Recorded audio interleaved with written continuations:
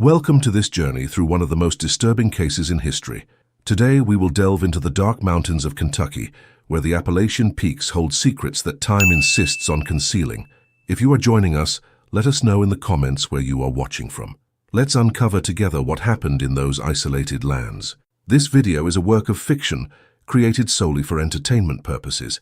Any resemblance to actual persons, living or dead, is purely coincidental. It was 1916. The world was in turmoil, and even in the most remote regions of the United States, the echo of war reached them through belated newspapers and rumors brought by travelers. But in the mountains of Kentucky, especially in the more distant areas of Leslie County, life followed its own rhythm, oblivious to the great events. Communities lived scattered among deep valleys and steep slopes, where the morning mist lingered, and the silence was broken only by the sound of icy streams and the wind whistling through the pines. In that region, families had known each other for generations. Everyone knew who was who, where they lived, what lands they cultivated. Distrust of strangers was natural. The roads were precarious, often just muddy trails that snaked up the mountain. Getting there required determination, and few ventured there without a clear reason. It was a place where people minded their own business, where county law rarely appeared, and where secrets had room to grow in the shadows of the ancient trees. It was in this setting that Rosie Hale settled. Coming from a larger city to the south, she brought with her an aura of mystery that intrigued her neighbors. Living alone in a dark wooden cabin set back from the main road for almost 2 kilometers, Rosie kept her distance from the other families. She didn't participate in community meetings, nor did she attend the small church that served as a gathering place. When she needed provisions, she would go down to the nearest store, make her purchases in silence, and return before anyone could start a conversation. The locals speculated. Some said she had fled an unhappy marriage. Others murmured that she was hiding something darker, something that had forced her to seek refuge in the mountains. But no one knew for sure. Rosie offered no explanations, and her perpetually serious expression discouraged questions. Her dark eyes seemed to carry an invisible weight, and there was a sadness in them that discouraged approach. The cabin where she lived was simple but well kept. Smoke rose constantly from the chimney, even on the hottest days, as if she needed to keep something warm all the time. At night, a faint light flickered in the windows, and occasionally muffled sounds echoed through the valley. Neighbors passing by on the nearby trail reported hearing murmurs, as if Rosie were talking to someone. But she lived alone. At least that's what everyone believed. As the months passed, Rosie's presence became part of the landscape. People grew accustomed to her seclusion. After all, in the mountains, everyone was entitled to their own solitude. But then, something began to change. Small details that, in isolation, meant nothing, but together formed a disturbing pattern. The first signs appeared subtly, almost imperceptibly. The owner of the local store, a man named Thomas Brennan, began to notice something strange in Rosie's shopping patterns. She always bought the same basic items: flour, salt, canned goods, kerosene for the lamps. But starting in the autumn of that year, her purchases changed. She began to buy much larger quantities of food, always double or triple the usual amount. Thomas casually commented, asking if she was expecting visitors. Rosie simply shook her head negatively and left without saying a word. Even more intriguing was the fact that she began buying remedies, not the common ones for colds or everyday aches and pains, but specific tonics, substances to treat wounds, thick bandages. When the salesman suggested she see the traveling doctor who visited the area once a month, Rosie coldly replied that she took care of her own problems. There was something in the firmness of her voice that ended the conversation. Meanwhile, the sounds coming from the cabin became more frequent and disturbing. Martha Coleman, who lived on the nearest property about a mile away, began reporting to her neighbors that she heard strange things at night. They weren't just murmurs. They were sounds that resembled muffled moans, as if someone was suffering but unable to scream. Martha tried to convince her husband to investigate, but he refused. He said it wasn't their business what Rosie did on their own land. The seasons changed, and with them the mountain landscape. The winter of 1917 arrived brutally, bringing blizzards that further isolated the scattered communities. The trails became impassable for weeks. During this time, no one saw Rosie. Smoke continued to rise from her chimney, a sign that she was alive, but she did not go down to buy provisions even once during that entire harsh winter. When spring finally melted the snow and the paths became accessible again, Rosie reappeared at the store. But she was different. Her face, always thin, seemed even more hollow. Deep dark circles marked her eyes and her hands trembled slightly as she handled the coins to pay. Thomas Brennan asked if she had fared well during the winter. Rosie simply nodded and murmured something about having faced an illness but that she had recovered. However, the purchases became substantial again, and there was something new. She started buying large quantities of lime. This detail caught his attention because lime was generally used to treat soil or for specific sanitary purposes. Thomas was curious, but he didn't dare ask. There was an unspoken boundary that no one crossed with Rosie Hale. It was then that an incident brought the first crack to that wall of silence. A hunter named Samuel Pritchard was tracking a wounded deer along the slopes when he ended up getting closer than he intended to Rosie's property. He was following the animal's blood trail when he realized he was only a few hundred meters from the cabin. The sun was already beginning to set, tinging the sky orange and red, and Samuel decided it was time to turn back. But before turning around, something caught his attention. Behind the cabin, in an area partially hidden by dense trees, there was a small wooden shed he had never noticed before. The door was ajar, swaying slightly in the wind. Samuel wasn't one to snoop, but curiosity got the better of him. He approached cautiously, trying not to make a sound. What he saw through the crack in the door chilled him to the bone. Inside the shed were makeshift shelves, and on them glass bottles containing dark liquids. There were also tools hanging on the walls, some of them stained with something Samuel preferred not to identify, and on the floor, partially covered by a dirty cloth, something that looked like— He couldn't finish the thought. He quickly retreated, his heart pounding, and left the place as fast as he could without running. When he got home, Samuel told his wife what he had seen, but made her swear not to tell anyone. He wasn't sure what he had actually witnessed, and he didn't want to spread rumors that might be unfounded. But the seed of suspicion had been planted, and in time it would begin to germinate in unexpected ways. The following weeks brought more strangeness. Rosie began to be seen wandering the trails at twilight, always alone, carrying heavy bags. When she crossed paths with someone, she would look away and quicken her pace. Her posture was that of someone carrying an unbearable burden, not just physical but something deeper, darker. Neighbors began to exchange meaningful glances when her name was mentioned, but no one took any action. After all, she hadn't done anything illegal that they could prove. And in the mountains of Kentucky, privacy was sacred, even when it involved disturbing mysteries. Summer brought oppressive heat to the mountains. The air was thick, heavy with moisture, and even the wind that normally cooled the valleys seemed to have ceased. It was at this time that Martha Coleman decided she needed to act. The nightly sounds coming from Rosie's property had intensified, and Martha could no longer sleep peacefully. They weren't just muffled moans. Now they were rhythmic thumps, as if something heavy was being dragged across the wooden floor. Martha convinced 2 other women from the community to accompany her on an unannounced visit. They used a freshly baked apple pie as a pretext, a common neighborhood gesture in those parts. It was a flimsy excuse, but it would do. The 3 women climbed the trail one August morning, when the sun was not yet at its peak. The path was steep and required frequent pauses. When they finally spotted the cabin, they noticed that the front door was closed, but there was movement in the curtains of the windows. Martha knocked on the door. Silence. She knocked again, harder. They heard shuffling footsteps on the other side, slow and hesitant. When the door finally opened, Rosie appeared in the narrow crack. Her face was even paler, almost translucent, and there were dark marks under her eyes that suggested sleepless nights. She said nothing, only looked at the visitors with an expression that mixed surprise and something close to fear. Martha forced a smile and held out the pie. Rosie hesitated, but eventually accepted. The women expected to be invited inside, as was customary, but Rosie remained standing in the doorway, blocking their view of the interior. Martha tried to strike up a conversation, commenting on the weather, on the harvests, but Rosie only responded with monosyllables. There was a palpable tension in the air, a discomfort that grew with each passing second. It was then that one of the women, Elizabeth Murray, noticed something strange. Through the crack in the door, she managed to glimpse part of the cabin's interior. What she saw unsettled her. There were dark stains on the wooden floor, stains that looked like they had been repeatedly rubbed, but still left visible traces, and hanging on the walls were objects she couldn't quite identify, but which seemed out of place in an ordinary dwelling.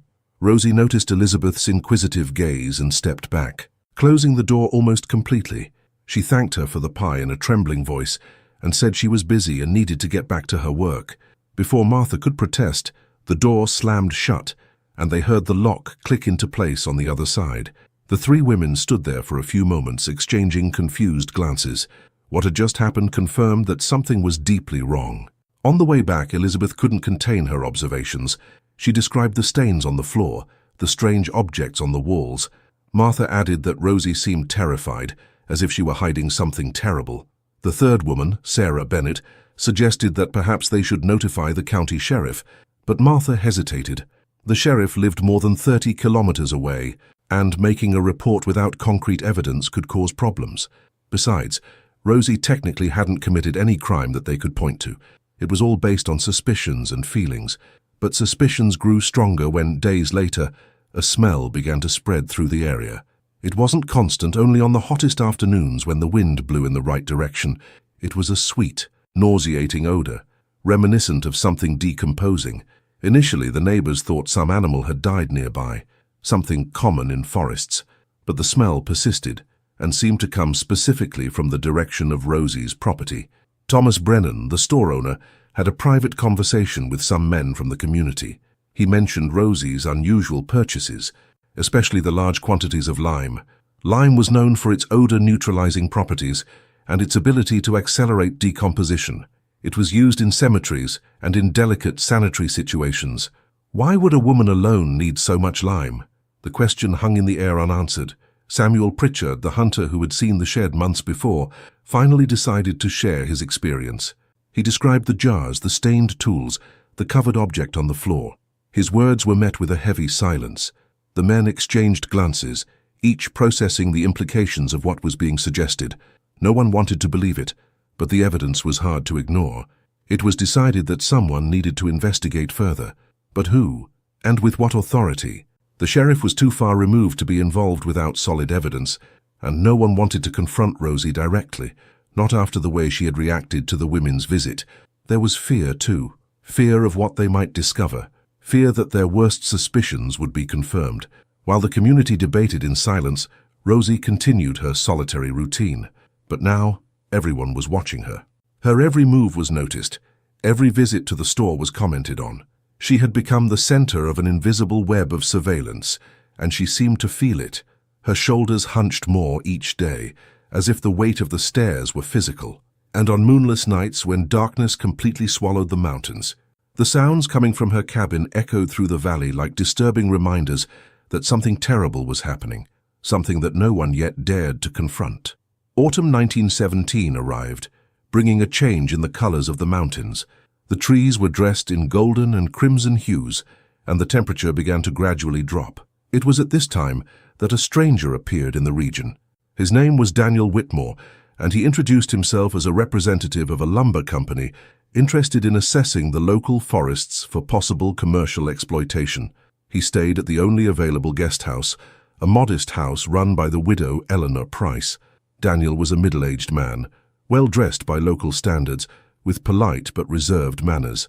During his walks along the trails, taking notes in a black notebook, he inevitably overheard whispered conversations about Rosie Hale. Initially, he showed little interest, focused on his work. But as the days passed and more details reached his ears, his curiosity was piqued. One evening in the common room of the boarding house, Daniel sat by the fire next to Thomas Brennan. The conversation began casually, about the weather and the prospects for the harvest. But Thomas, perhaps influenced by the drink that warmed his hands, began to talk about Rosie. He spoke of the strange purchases, the extreme isolation, the rumors that circulated. Daniel listened attentively, asking pointed questions that demonstrated genuine interest. What Thomas didn't know was that Daniel Whitmore wasn't exactly who he claimed to be. Although he did work appraising land, he had a past as a private investigator in Louisville. He had left that profession after a case that ended badly, but his instincts never completely abandoned him, and something about the stories surrounding Rosie Hale rekindled that old investigative flame within him. In the following days, Daniel began asking more targeted questions. He spoke with Martha Coleman, who described the unsettling visit to the cabin. He talked to Samuel Pritchard, who reluctantly shared what he had seen in the shed. Each conversation added a piece to the puzzle Daniel was mentally assembling, and the more pieces that fell into place, the darker the picture became. Daniel decided he needed to see for himself. One cloudy afternoon, he grabbed his backpack and set off on a hike that, he told Mrs. Price, would take him to the northern edge of the region to assess a specific wooded area. But his true destination was Rosie Hale's property. He planned his route to pass close to the cabin, staying in the wooded areas where he could observe without being seen. He arrived in the vicinity in the late afternoon when the shadows were beginning to lengthen between the trees. He positioned himself behind a dense cluster of pine trees that offered a partial view of the cabin and shed Samuel had mentioned. And then he waited.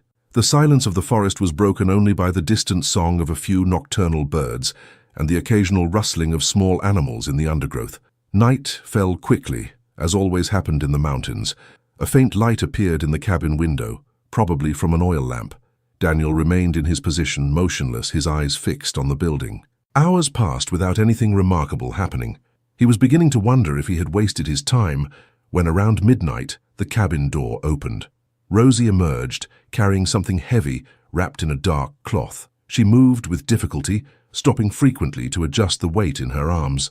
Daniel felt his heart race. She walked towards the shed, disappearing inside. The light from the lamp she carried cast distorted shadows through the cracks in the wooden planks. Daniel could hear muffled sounds, movements, something being dragged. He watched for over an hour. When Rosie finally emerged from the shed, she was carrying nothing. Her hands appeared to be stained, and she compulsively rubbed them on her skirt as she walked back into the cabin. The door closed. The light from the window went out, and silence returned to the night. Daniel knew he had witnessed something significant, but he wasn't sure exactly what.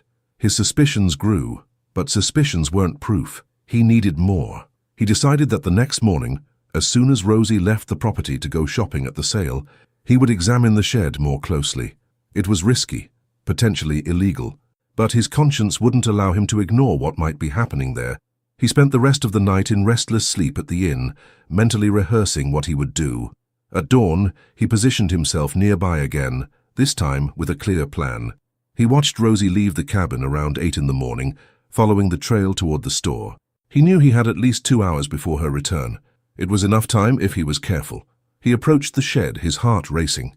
The door was locked with a simple bolt. He took a deep breath, looked around to make sure he was alone, and opened it.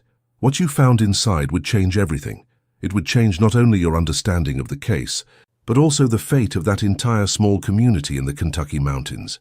The shed held secrets that no one was prepared to face, secrets that would challenge even the most experienced investigators. Daniel stood still at the entrance of the warehouse for long seconds, his eyes adjusting to the dim light inside. The smell that hit him was intense, a mixture of chemicals, damp earth, and something organic that he couldn't quite identify. The shelves Samuel had mentioned were there, filled with bottles of various sizes. Some contained clear liquids, others dark and viscous. There were handwritten labels on some of them, but the handwriting was difficult to decipher in the little light available. In the opposite corner, tools hung on the wall, forming a disturbing collection. There were saws of different sizes, long knives, instruments that seemed to have medical or surgical purposes. Daniel wasn't an expert in these areas, but he recognized some items that shouldn't be in the possession of an ordinary person. Next to the tools, a pile of stained fabrics was folded irregularly, as if they had been used and reused multiple times. What caught his attention most, however, was in the center of the shed. A sturdy wooden table, darkened by time and use, occupied a good part of the space. Its surface was marked by numerous scratches and deep carvings. There were stains that seemed permanent, absorbed by the wood itself. Underneath the table, metal buckets and more fabrics were piled up. Daniel approached cautiously, trying to understand the purpose of that arrangement. That's when he noticed something in the corners of the shed. There were marks on the dirt floor, as if something heavy had been repeatedly dragged from the center towards the back of the building. He followed the marks with his eyes and realized they led to an area covered by loose planks. His investigative instinct screamed that he should lift those planks, but a part of him hesitated. There was a line between curiosity and trespassing that he knew he was about to cross. He checked his pocket watch. He still had time. With trembling hands, he began to carefully remove the boards, trying not to make a sound.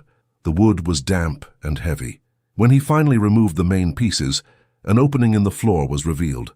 a kind of makeshift cellar dug into the earth. The darkness down there was absolute. Daniel lit a match, its weak light flickering. What the flame illuminated made him instinctively recoil. There were structures descending into that subterranean space, like a small, rough wooden staircase. And down there, partially visible in the flickering light, he saw shapes wrapped in fabric, arranged in an organized manner. He couldn't make out the details, but the implication was too clear to ignore. The match burned his fingers and he dropped it, returning to the darkness. Daniel needed a few moments to regain his composure. His darkest suspicions were being confirmed, but he needed more concrete evidence before making any decisions. He carefully put the boards back in place, trying to leave everything exactly as he found it. He looked around the shed once more, memorizing every detail. Then, silently, he went out and closed the door, making sure the bolt was in its original position. He quickly moved away from the property, his heart still racing. He needed to think, he needed to decide what to do with what he had discovered. Going back to the boarding house and acting as if nothing had happened would be impossible. But confronting Rosie alone would be reckless and potentially dangerous. The most sensible option would be to seek out the sheriff, but that would take time, and he wasn't sure the authorities would take his suspicions seriously without more substantial evidence. He spent the rest of the day wandering the trails, trying to organize his thoughts. When he returned to the inn at nightfall, Eleanor Price remarked that he seemed troubled. Daniel brushed it off, saying he had gotten lost on the trails and stayed longer than planned in the strong sun. She offered him tea and a hot meal, but he barely managed to touch the food. That night, lying in his narrow bed, Daniel made a decision. He would go to town to find the sheriff himself. He would present everything he had discovered, the accounts from the residents, his own observations. Even if it took days to convince the authorities, it was the right course of action. He couldn't simply leave and abandon the situation. His conscience wouldn't allow it. However, fate had other plans. The following morning, before Daniel could leave, a commotion swept through the small community. Martha Coleman had arrived at the store in a state of great agitation, hurriedly talking about something that had happened during the night. Rosie Hale had come down from her cabin before dawn, banging on Martha's door in evident desperation. For the first time since arriving in those mountains, Rosie had asked for help. Daniel joined the residents who had gathered at the store to hear Martha's account. According to her, Rosie was in a deplorable state, with dirty and torn clothes, disheveled hair, and eyes red from crying. She said she couldn't bear the weight any longer, that she needed to confess, that she had committed acts for which she would never be forgiven. Martha, frightened but compassionate, had tried to calm Rosie, but the woman was almost incoherent, alternating between sobs and incomprehensible murmurs. Thomas Brennan suggested that someone go to the cabin to check if everything was all right. Daniel immediately volunteered, accompanied by Samuel Pritchard and 2 other men from the community. They climbed the trail in a tense silence, each lost in their own thoughts about what they might find. The morning sun illuminated the mountains with a golden light that contrasted brutally with the darkness of what they were about to discover. The walk to the cabin seemed to last an eternity, although it took no more than 20 minutes. The group walked in single file, Daniel in the lead, because he knew the path better from his observations of the previous days. Samuel followed closely behind, carrying his rifle, not because he intended to use it, but because in the mountains it was customary to be prepared for any eventuality. The other 2 men, Jacob Foster and William Hayes, walked in silence, exchanging nervous glances when the cabin finally appeared among the trees. The place looked different in the daylight. There was an unsettling stillness in the air, as if even the birds avoided the area. The front door was ajar, swaying slightly in the morning breeze. Daniel motioned for the others to stop and approached alone, calling Rosie's name. No answer. He pushed the door open slowly, the creaking of the hinges echoing ominously. The interior of the cabin turned out to be surprisingly tidy. Simple but well-maintained furniture, a small kitchen with clean utensils hanging on the wall, a bed neatly made in a corner. But there were also disturbing elements. The stains on the floor that Elizabeth had mentioned were more extensive than they initially appeared through the crack in the door. They had been vigorously scrubbed, but the wood had absorbed some of the material, leaving dark, permanent shadows. On the walls hanging from hooks were hand-drawn diagrams. Daniel approached to examine them more closely. They were anatomical diagrams, surprisingly detailed and precise. They showed internal structures, organ systems, proportions, and measurements noted in the margins. The handwriting was the same as that on the labels on the jars in the shed, delicate but firm.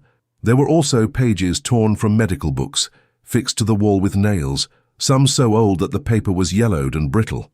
Samuel entered the cabin behind Daniel, followed by the others. They all watched in silence, trying to process what they saw. Jacob found a wooden box under the bed and dragged it outside. Inside were notebooks, dozens of them, all filled with meticulous notes. Daniel picked one at random and began to leaf through it. The pages contained dated records, clinical observations, descriptions of procedures. The language was technical, almost scientific, but the context suggested something deeply disturbing. One entry caught his eye. Dated March of that year, it described in detail a preservation process using specific chemical substances. It mentioned ideal temperatures, exposure times, and expected results. Daniel felt a shiver run down his spine. This was no ordinary person's work. There was knowledge involved, training, a methodology that suggested prior experience. William, who had remained near the door, called the others. He had found something behind a curtain that separated a small room from the rest of the cabin. It was a kind of makeshift office, with a table covered in papers, stacked books, and more bottles containing various liquids. But what really caught his attention was a framed photograph on the table. It showed Rosie, many years younger, dressed in formal clothes, next to a grey-haired man wearing a white lab coat.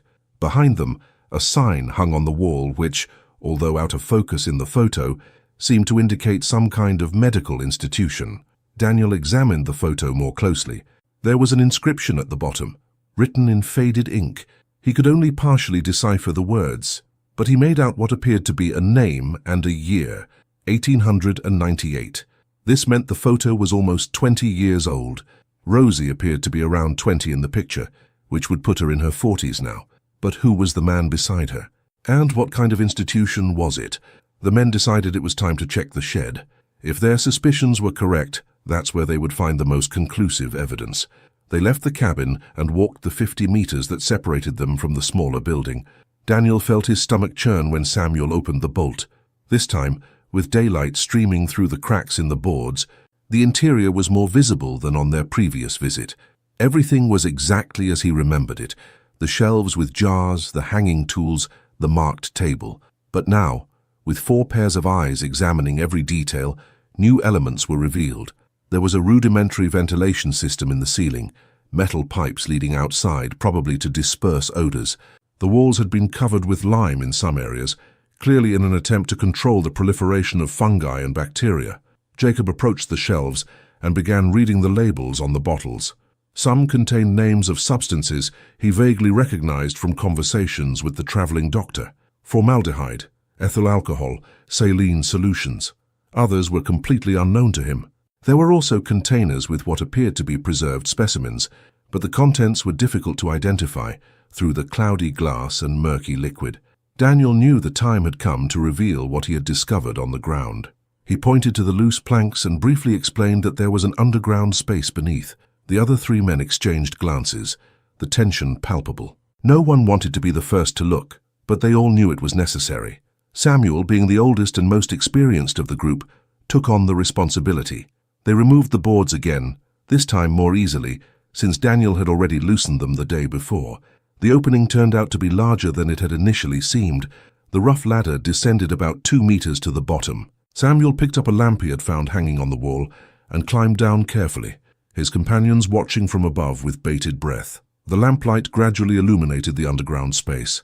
It was larger than they had expected, carefully excavated to create a kind of chamber approximately 3 square meters. The earthen walls had been reinforced with planks to prevent collapses. The low ceiling forced Samuel to stoop, but what truly mattered was laid out along the walls. There were wooden structures, similar to shelves or bunk beds, built at different levels, and on top of these structures, shapes wrapped in fabric and tied with ropes. Samuel counted them silently. 6 in total, different sizes, different shapes. Some seemed to have been there longer, others were clearly more recent. The smell of chemicals was strong even with the ventilation, but there was also an underlying odor of decomposition that the condoms couldn't completely mask. Samuel didn't touch anything. He just observed, memorized, and then climbed back up, his face pale and expression grave. When he emerged from the hole, the others bombarded him with questions, but he just shook his head. He said they needed to bring the authorities in immediately, that this was far beyond what they could or should handle alone. There was evidence of activities that only trained investigators and law enforcement officials should examine. Daniel fully agreed. He suggested that 2 of them remain guarding the property to ensure nothing was altered, while the other 2 would go to town to fetch the sheriff. The sun was already high, and if they left immediately, they could be back the next day with the authorities. Samuel and William volunteered to make the trip, being the best horsemen in the group and knowing the shortcuts through the mountains. As the 2 prepared to leave, Daniel and Jacob were tasked with setting up a discreet camp nearby, from where they could keep watch unseen should Rosie decide to return. But one question hung over everyone. Where was Rosie now? Martha had said she had left after her fragmented confession, disappearing down the trail before anyone could stop her. Was she running away? Or did she have other plans? The afternoon wore on slowly. Daniel and Jacob took turns keeping watch, one always awake while the other rested. The cabin and the shed remained silent and empty. No movement, no sign of life. It was as if the place had been abandoned years ago, when in fact Rosie had been there just the night before, carrying out her shadowy activities under the cover of darkness. As the sun began to set, tinging the sky with shades of orange and purple, Daniel reflected on everything they had discovered. The evidence pointed to something systematic, planned, executed with technical expertise. Rosie wasn't an impulsive or reckless killer. She was someone who knew exactly what she was doing, someone who had transformed that isolated cabin in the mountains into a place dedicated to purposes that defied comprehension. And the questions multiplied. Who were those people preserved in the basement? Where did they come from? How had Rosie lured them to that remote place? And most importantly, why? What was the ultimate goal of all this? Night fell over the Kentucky mountains, bringing with it the characteristic chill of autumn and a starry sky that contrasted sharply with the darkness of the day's discoveries. Daniel and Jacob remained alert, knowing that the next few hours would be crucial. Somewhere in those endless mountains, Rosie Hale lay free, carrying with her the secrets that could explain the horrors they had left behind. The night in the mountains was unlike any other Daniel had ever experienced. The silence wasn't truly silence, but a symphony of subtle sounds amplified in the darkness. The rustling of dry leaves, the distant howl of coyotes, the occasional crackling of dry branches. Each sound made his heart race, wondering if it was Rosie returning to their property. But the hours passed and nothing happened. The cabin remained dark and silent, a denser shadow against the night backdrop. Jacob dozed leaning against a tree while Daniel kept watch. His thoughts constantly returned to the photograph they had found in the cabin. That man in the lab coat, the medical institution in the background, Rosie young and seemingly respectable. There was a story there, a past that would surely explain at least part of what she had become. Daniel wished he could have brought the photo with him, but they agreed not to remove anything from the scene, leaving everything intact for the official investigation. As the first lights of dawn began to brighten the horizon, bringing bluish hues to the still dark sky, Daniel woke Jacob. They needed to decide what to do during the day ahead. Staying there indefinitely wasn't sustainable. They had brought only water and a few biscuits, enough for a day, maybe 2 if they rationed, but Samuel and William wouldn't return with the sheriff before nightfall at best. It was Jacob who suggested they go down to the store to get food and update the other residents on the situation. They could return afterward, thus ensuring the community knew what was happening. Daniel hesitated initially, worried about leaving the property unguarded, but recognized the wisdom of the proposal. Besides, they wanted to check if there was any news about Rosie, if anyone had seen her. They descended the trail as the sun rose fully, illuminating the valleys and slopes with that characteristic golden light of autumn mornings. The temperature was still low, and their breaths formed small clouds of vapor. They arrived at the store around 7 in the morning, finding Thomas Brennan already opening the establishment. His face showed surprise at seeing them, but the expression quickly changed to concern when he noticed the gravity etched on their faces. Inside the shop, with hot coffee warming their hands, Daniel and Jacob recounted everything they had found. Thomas listened in silence, his face gradually paler as the details were revealed. When they finished, he remained silent for long moments, processing the information. Finally, he murmured that he had always known there was something deeply wrong with Rosie, but he had never imagined the extent of it. Martha Coleman arrived shortly afterward, followed by Elizabeth Murray and other women from the community. The news was already beginning to spread, and everyone wanted to know more. Daniel repeated the account, this time omitting some of the more disturbing details to spare the sensibilities present. But the essence was clear. Rosie Hale had transformed her isolated property into a place dedicated to practices that no one could fully understand, but which certainly involved terrible activities. Martha mentioned that Rosie hadn't returned home since leaving the previous morning. No one had seen her on any of the main trails. It was as if she had simply vanished into the vast expanses of the mountains. Some suggested she might have headed towards the valley on the other side of the mountain range, where there was a road that eventually led to larger towns. Others thought she might have hidden in one of the many natural caves that dotted the region. Daniel realized something important at that moment. If Rosie had truly run away, she had only taken the clothes on her back. She had left behind all her belongings, all her meticulously filled notebooks, all the evidence of her activities. This made no sense for someone planning a definitive escape. A person with her level of organization and method would have prepared an escape route, destroyed evidence, taken important documents. Unless her desperate confession to Martha wasn't part of a plan, but a genuine emotional breakdown. Thomas brought up a possibility that no one wanted to consider. What if Rosie hadn't run away, but instead sought out a secluded place to end her own story? The mountains offered countless precipices, deep rivers, places where a person could disappear without a trace. Martha protested, saying that despite everything, Rosie deserved the opportunity to explain her actions, to face justice properly. But the shadow of that possibility hung over the conversation. The morning progressed with more residents arriving at the store, transforming the place into a sort of makeshift command center. Someone suggested organizing search parties to look for Rosie, but Daniel argued against it. He said it was dangerous to have civilians scouring the mountains for someone who might be desperate and unpredictable. It was better to wait for the authorities, who would arrive equipped and trained to handle the situation.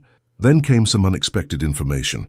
A man named Herbert Lewis, who lived on a distant property to the southeast, appeared saying he had seen something strange the previous night.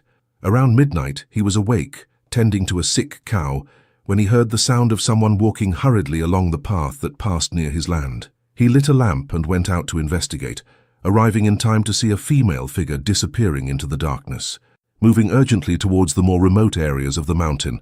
Herbert hadn't been able to see her face, but her stature and gait matched what he knew of Rosie. She was heading in a direction that led nowhere to any known property, only to wild areas where few ventured. There were some abandoned structures in that area, old hunters' cabins, an old sawmill that had been inactive for decades. Perhaps Rosie knew some of these places and was hiding there. Daniel and Jacob decided it was time to return to the observation post near Rosie's property. If the sheriff arrived that afternoon, as they expected, they needed to be there to guide him and provide all the information they had gathered. But before they left, Daniel asked Thomas to show him everything he could remember about Rosie's purchases over the past few years. Thomas had a habit of keeping basic records, and although they weren't detailed, they might offer clues about the timeline of her activities. The records revealed an interesting pattern. Rosie's purchases had changed drastically about 18 months earlier, at the beginning of 1916. Before that, she bought only basic provisions, normal quantities for a person living alone. But from that date onward, the volumes increased significantly, and unusual items began to appear on the lists. Chemicals, large quantities of fabric, specialized tools. Something had changed during that period, something that had led her to begin or intensify her shady activities. Daniel mentally registered this information. 18 months. This meant that there was potentially evidence dating from that period to the present. If the shapes in the basement represented what he suspected, then during that time, multiple people had disappeared or been drawn to Rosie's property. But who were these people? Travelers? Wanderers? The region saw few strangers, and surely disappearances would be noticed and discussed. This reflection brought up another disturbing question. What if the people in question weren't from the region? What if Rosie had some method of attracting outsiders, people whose absence wouldn't be immediately noticed or investigated? The roads that cut through the mountains saw occasional traffic of traveling salesmen, seasonal workers, fugitives seeking refuge, people without strong ties, without families looking for them, people who could disappear without leaving big ripples. When Daniel and Jacob finally returned to their observation post, the sun was already high in the sky. The property remained deserted and silent. They settled down again among the trees, this time with additional provisions that Thomas had insisted on providing. The wait began anew, but now with a renewed sense of purpose.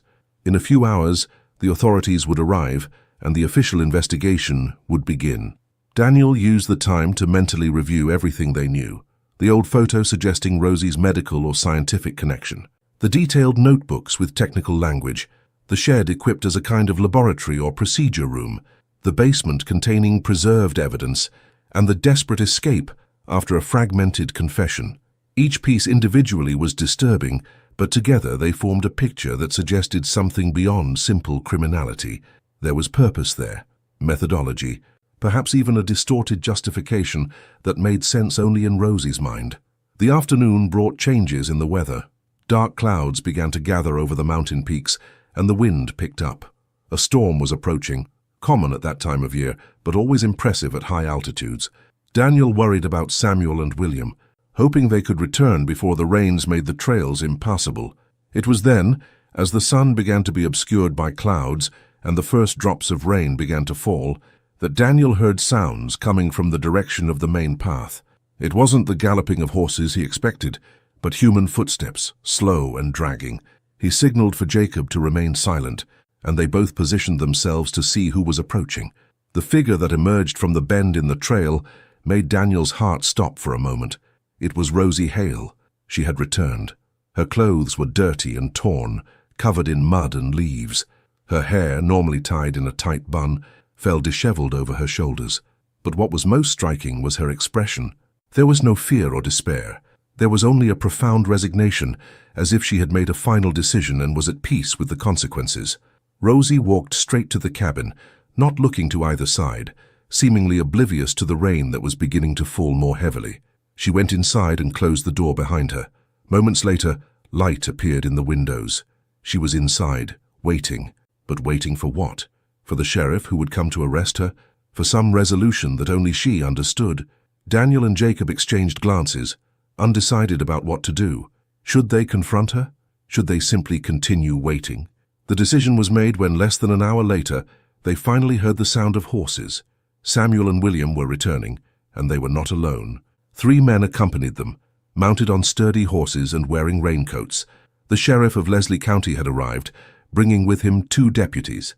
The real investigation was about to begin, and with it, perhaps, the answers to the dark mysteries that had haunted those mountains for so long. Sheriff Harold Mason was a man of average height, around 50 years old, with a thick mustache and a penetrating gaze that conveyed decades of experience dealing with the most varied situations the Kentucky mountains could present.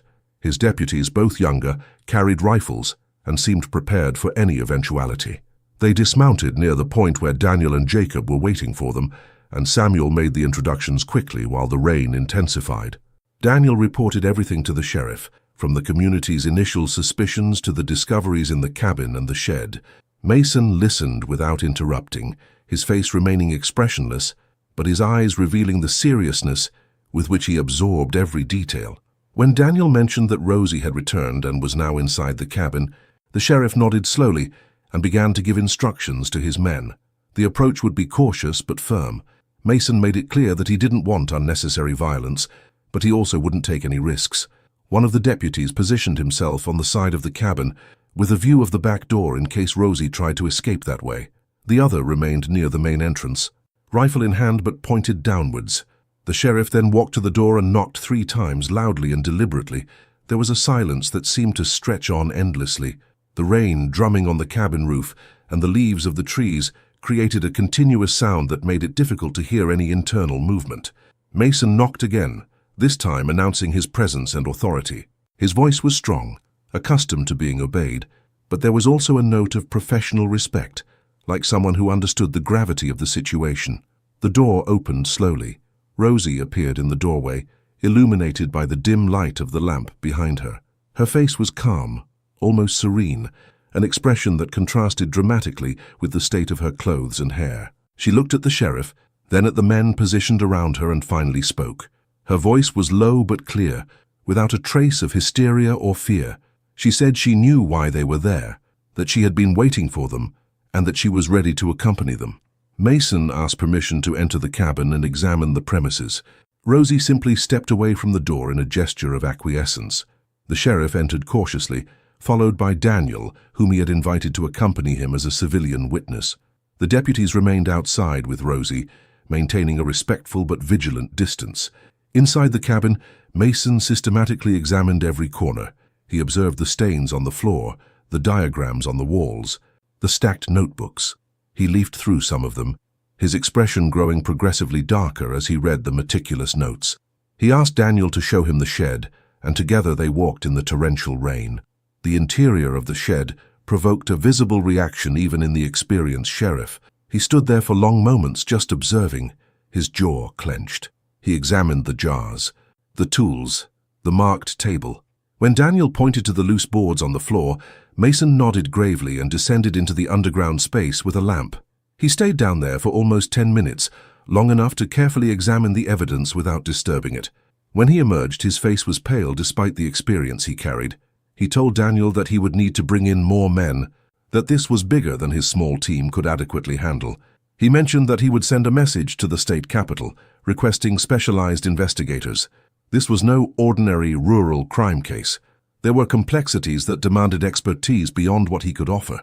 They returned to the cabin where Rosie waited, seated in a chair, flanked by her helpers. The rain had lessened to a persistent drizzle. Mason sat at the table opposite her, took a notebook from his inside coat pocket, and prepared to ask questions. But before he could begin, Rosie raised her hand in a gesture asking for silence. She said she wanted to tell her story, that she needed to tell it, but that she wanted to do it her way without interruptions. Mason hesitated, then agreed. Sometimes allowing a suspect to speak freely revealed more than structured interrogations. Rosie took a deep breath, her eyes fixed on a distant point, as if she were looking not at the present, but at some place lost in the past. And then she began to speak, her voice gaining an almost hypnotic quality in the quiet of that mountain cabin. She recounted that she was born in Baltimore, Maryland, the daughter of a respected doctor who worked at a university hospital. From a young age, she had shown an interest in medicine, but at a time when women were rarely accepted into medical schools. Her father, progressive for the standards of the time, arranged for her to work as an assistant in his laboratory. There, Rosie developed a particular fascination with anatomy and tissue preservation. When she was 22 in 1898, her father got her a position at a private institution that conducted medical research. Rosie worked there for almost 10 years, learning advanced preservation techniques, studying anatomical structures, and contributing to research that would eventually save lives. It was work she loved, work that gave meaning to her existence. But then something happened, something she didn't fully detail, involving research that crossed ethical boundaries. The institution was abruptly closed by the authorities in 1908. Some of the researchers were arrested, others simply disappeared. Rosie, though not directly implicated, saw her reputation destroyed by association. No hospital or university would accept her. Her father, ashamed, cut off all contact. She was left alone, with knowledge and skills she could no longer legitimately use. For years she wandered from town to town, supporting herself with odd jobs, always hiding her past. But the need to apply her knowledge, to continue the work she considered her calling, never left her. Eventually, in 1915, she arrived in the mountains of Kentucky seeking isolation, where she could rebuild something resembling her old laboratory, a place where she could continue her studies away from judgmental eyes. Rosie's voice trembled slightly as she reached the next part. She explained that initially she had planned only to study animal specimens, to continue perfecting preservation techniques. But loneliness, bitterness over lost years, and perhaps something darker that she herself couldn't fully name, led her down a different path. She began to think about the possibilities she had never been able to legitimately explore, the studies that social and ethical conventions forbade. When occasional travelers passed through the region, people without a fixed destination, with no one to ask about them, Rosie began to see them not as individuals but as opportunities to continue the work she had been forced to abandon, to prove to herself that her knowledge had value, even if that value existed only in her own mind, distorted by bitterness and isolation. Sheriff Mason interrupted at that point, his voice tense as he asked how many people were involved. Rosie closed her eyes for a long moment before answering. 6 over 18 months. each one meticulously documented in her notebooks, each procedure recorded with the clinical precision she had learned decades before. These were not acts of impulsive violence, she insisted, but the continuation of scientific research, though she recognized that the world would never see it that way. Daniel felt nauseous listening to the coldness with which Rosie described her actions. There was a fundamental disconnect between the humanity of the victims and how she viewed them merely as objects of study. The sheriff, maintaining admirable professionalism, inquired about the identities of these people. Rosie said she didn't know their real names in most cases. They were drifters, temporary workers, people she persuaded to accept hospitality in her remote cabin during storms or cold nights. People who trusted in the apparent kindness of a lonely woman. The confession continued for over an hour, with Rosie detailing technical aspects, but never the specific moments of the deaths. Even in her distorted narrative, there seemed to be a line she wouldn't cross verbally. Mason constantly took notes, his face a mask of professional control. When Rosie finally finished, the silence that followed was oppressive, broken only by the rain that had started again outside. The sheriff finally spoke, his voice heavy with the responsibility that had fallen on his shoulders. He told Rosie that she was under arrest on suspicion of multiple murders, that she would be transported to the county jail, and that she would face a formal trial when the investigations were complete. Rosie simply nodded, as if she had expected exactly those words, as if her confession were an inevitable part of an outcome she had always known would come. The following days transformed that tranquil region of the Kentucky mountains into a center of unprecedented activity. Sheriff Mason kept his word and sent messages to the capital requesting specialized support. Within a week, state investigators arrived accompanied by a medical examiner and official documenters. Rosie's property was cordoned off with ropes and warning signs, while teams meticulously catalogued every item, every note, every piece of evidence. Daniel remained in the region during this period, serving as a witness and assistant when needed. He observed the investigators working with impressive efficiency, photographing everything, numbering each vial, each tool, each page of the notebooks. The process was slow and methodical, exactly as it needed to be. There could be no mistakes, not in a case of this magnitude. The community reacted in diverse ways to the full revelation of what had happened within their midst. Some residents felt guilty for not having acted sooner, for having ignored the signs that now seemed so obvious in retrospect. Martha Coleman especially carried this burden, constantly repeating that she should have insisted more, should have involved the authorities sooner. But others remembered that in the mountains, respecting the privacy of others was a deeply ingrained tradition, and that no one could have foreseen the extent of Rosie's activities. Thomas Brennan found himself in a delicate position. As a supplier of many of the materials Rosie had used, he felt partially responsible. Although legally he had done nothing wrong, he spent sleepless nights mentally reviewing each transaction, each conversation, looking for signs he should have noticed. Investigators interviewed him extensively about the purchase records, using this information to construct a chronology of activities. Rosie was kept in the county jail, in solitary confinement under constant surveillance. Sheriff Mason feared she might attempt suicide, as occasionally happened with prisoners facing serious charges. But Rosie appeared strangely calm, almost relieved. She cooperated fully with investigators, answering technical questions about her notebooks, explaining procedures when asked. Her clinical coolness remained intact, as if she were discussing legitimate scientific experiments rather than horrific acts. Investigators worked to identify the victims, a task complicated by the transient nature of those people. Through belongings found preserved alongside the remains in the basement, they were able to establish some identities. There was a traveling hardware salesman who had disappeared in April 1916, whose family in Tennessee spent more than a year searching unsuccessfully. A traveling sawmill worker whom no one had reported missing because he had no known family. A woman who was apparently traveling, fleeing a difficult domestic situation, with no ties binding her to a specific place. Each identification carried with it tragic stories of lives cut short, of unrealized potential. Daniel participated in some of these investigations, using his old skills as a private investigator to help connect the dots. It was emotionally draining work, but necessary. These people deserved to have their names restored. They deserved to be remembered as individuals, and not just as anonymous victims.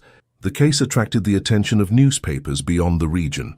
Reporters began to arrive from larger cities, eager for sensational details. Sheriff Mason, demonstrating wisdom, tightly controlled the flow of information, providing only the essentials and protecting the dignity of the victims as much as possible. He did not allow photographs of the property, nor did he divulge specific details from Rosie's notebooks. The story was disturbing enough without unnecessary embellishment. Meanwhile, the small community tried to process and move on. Meetings were held at the local church where people shared feelings, fears, and tried to make sense of what had happened. The pastor, an elderly man named Reverend Clark, offered words of comfort but also reflection. He spoke about how evil can exist in unexpected places, about the importance of community vigilance, balanced with compassion, about forgiveness, even when it seems impossible. Daniel found himself at a personal crossroads. His land appraisal work was complete, and technically there was no reason to stay, but he felt connected to that place and those people in a way he hadn't experienced in years.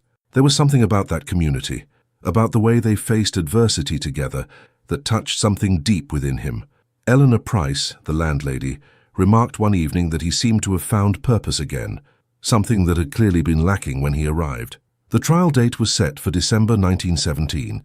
It would be held at the county seat, in the courthouse that rarely saw cases of such gravity. Lawyers were appointed for both the prosecution and the defense, although everyone knew that Rosie's full confession made the verdict virtually certain. The question would not be guilt or innocence, but rather the appropriate sentence. In the days leading up to the trial, Daniel visited Rosie in jail. He wasn't exactly sure why he felt the need to, perhaps seeking some understanding that remained elusive. They sat apart by bars, the dim afternoon light streaming through the small, high window of the cell. Rosie asked about the community, showing genuine curiosity about how people were reacting. Daniel answered honestly, describing a mixture of shock, sadness, and attempts at understanding. Rosie then asked a question that caught him off guard. She asked if he thought she was evil.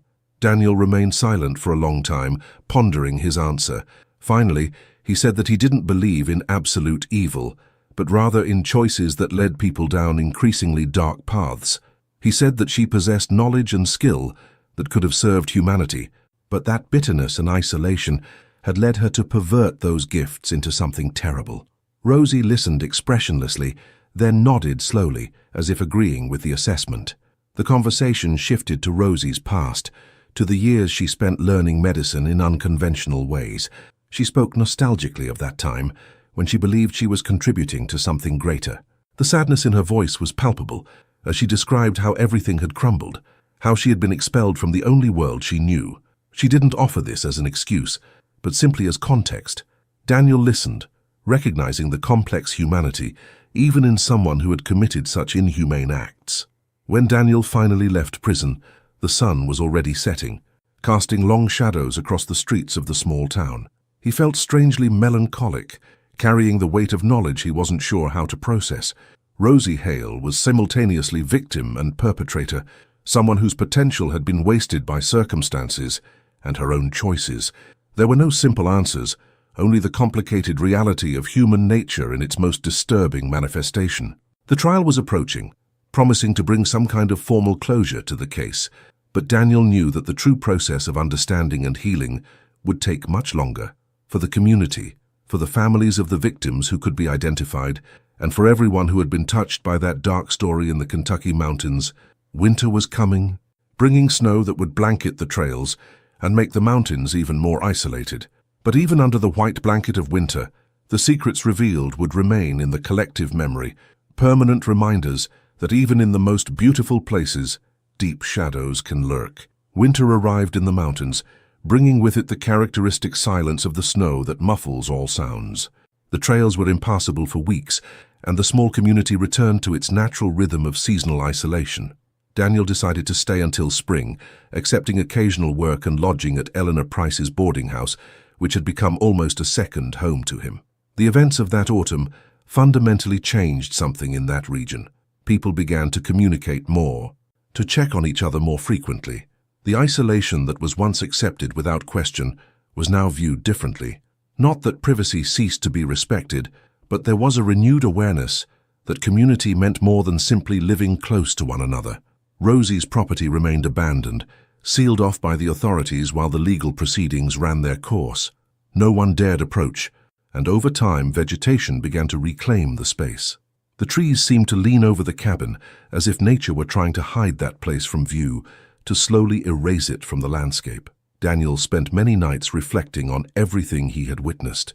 He thought about the choices that shape destinies, how talents can be directed towards light or darkness, depending on circumstances and personal decisions. He also thought about the fragility of human existence, how lives can be cut short by crossing the wrong path at the wrong time. Martha Coleman organized monthly gatherings at the church, meetings where people simply talked, shared stories, and maintained vibrant connections. They weren't necessarily formal or religious meetings, just moments of fellowship that reminded everyone they weren't alone in those vast mountains. Loneliness, they realized, could be dangerous not only for those who chose it, but for everyone around them. With the arrival of spring, Daniel finally prepared to leave. His time there had come to a natural end, and there were other places, other stories waiting. On the morning of his departure, several residents came to say goodbye, something that wouldn't have happened months before when they were still wary strangers. Thomas Brennan offered provisions for the journey, Samuel Pritchard drew a detailed map of the best routes, and Eleanor Price simply embraced him with tears in her eyes. As he rode down the trail, Daniel looked back one last time. The mountains rose majestically against the blue spring sky, their slopes covered in varying shades of green where new vegetation sprouted. It was a breathtakingly beautiful landscape, but he knew he would always carry the memory of what those shadows concealed. The stories that emerge from the depths of the mountains often carry a weight that words struggle to express. They are narratives that remind us of the complexity of human nature, of the fine line between light and shadow that exists in every choice. What happened in those isolated lands remains a reminder that even in the most remote places, where we think we are far from the judgment of the world, our actions carry consequences that eventually reach the light.